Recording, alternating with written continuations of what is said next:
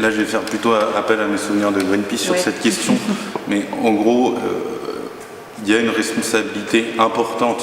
Mais là, je pense que vous connaissez, ou vous allez prendre connaissance des travaux du CLER sur la question, qui est le développement du chauffage électrique.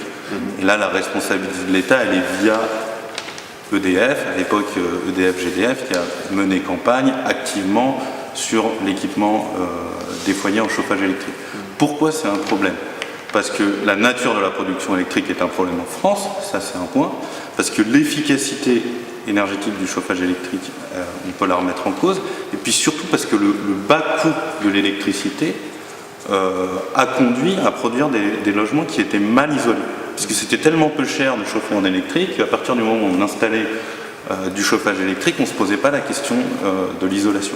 Donc on a vraiment un ensemble de conséquences en cascade de cette politique qui est à mon avis fortement questionnable, que le CLER a commencé à faire, mais qui serait intéressant de creuser sous l'angle des responsabilités, puisque le CLER pointe du doigt EDF, mais EDF, c'est encore, mais c'était encore plus à l'époque, une entreprise publique qui est censée répondre à une stratégie de l'État en termes énergétiques.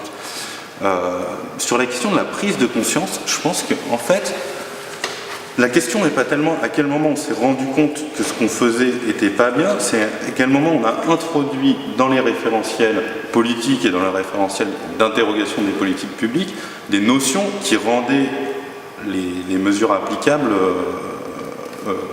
questionnables. C'est-à-dire que, en fait, on lance ces campagnes-là à un moment donné où on est convaincu d'avoir trouvé des sources d'énergie inépuisables, et notamment le nucléaire. Et donc quand on lance la production nucléaire en France, on ne se pose pas du tout la question de la ressource, la question de l'impact environnemental, certains l'ont posé sur la question du risque, mais en tout cas de l'impact sur le changement climatique, etc. Et en fait, à un moment donné, beaucoup plus tard, on commence à se poser la question de l'impact des politiques énergétiques sur le climat et sur l'environnement, mais ça vient après coup.